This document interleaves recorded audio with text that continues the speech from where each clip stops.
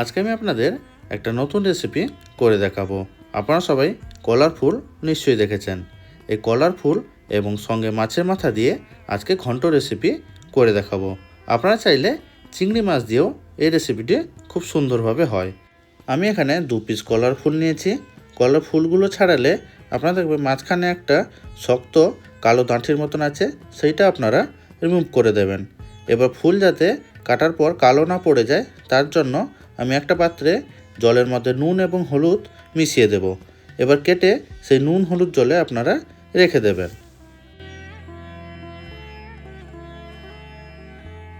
ফুলগুলো নুন হলুদ জলে ভিজিয়ে রাখলে কষার ভাবটাও চলে যাবে এবং ফুল কালো পড়বে না। আমি এখানে কাতলা মাছের মাথা নিয়েছি। কাতলা মাছের মাথা দিয়ে রান্না করলে সুন্দর টেস্ট হয়। এই মাথা লবণ এবং হলুদ দিয়ে ম্যারিনেশন করে দেব। তার সঙ্গে আমি এখানে 2টো বড় সাইজের আলু ঝোলের থেকে একটু ছোট সাইজ করে কেটে নিয়েছি। আলুগুলো আমরা তেলের মধ্যে লাল করে ভেজে নেব।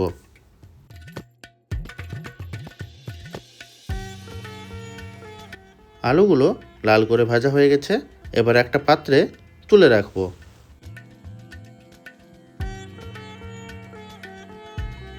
সেই তেলের মধ্যে মাছের মাথাগুলো মচমচে করে ভেজে নেব।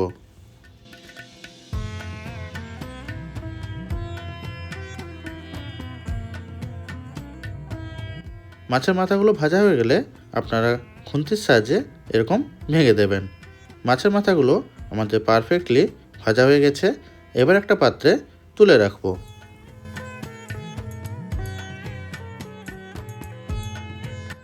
মাছ ভাজা হয়ে যাওয়ার পর আমরা যে নুন হলুদে কলার ফুলগুলো রেখেছিলাম সেগুলো হাফ সেদ্ধ করে নেব।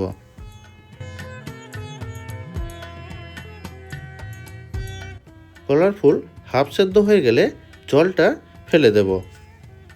তারপরে কড়াইয়ের মধ্যে 2টো শুকনো লঙ্কা, 2টো তেজপাতা এবং 1 চামচ 5 ফোড়ন দিয়ে দেব। তার সঙ্গে আমি এখানে 2টো মাঝারি সাইজের পেঁয়াজ পাতলা করে কেটে এর মধ্যে দিয়ে দেব।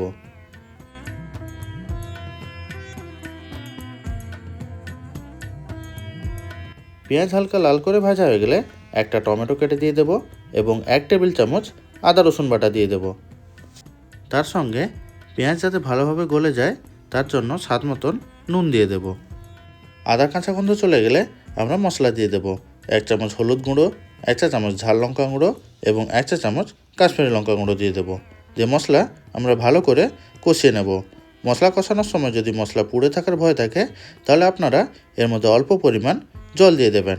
দিয়ে মশলাটা কিন্তু ভালোভাবে কষিয়ে নেবেন।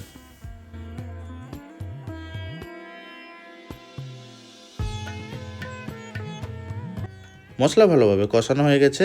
এবার এর মধ্যে আমরা যে মাছের মাথাগুলো ভেজে রেখেছিলাম সেই মাছের মাথাগুলো দিয়ে দেব।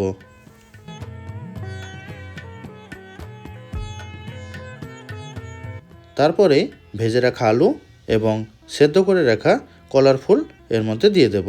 দিয়ে সব কিছু মশলার সঙ্গে ভালো করে মিশিয়ে নেব।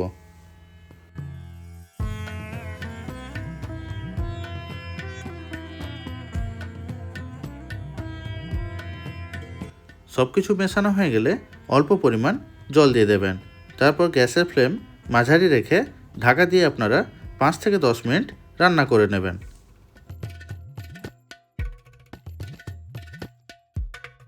10 মিনিট পর ঢাকা খুলে দেখবেন তরকারি আপনাদের তৈরি হয়ে গেছে।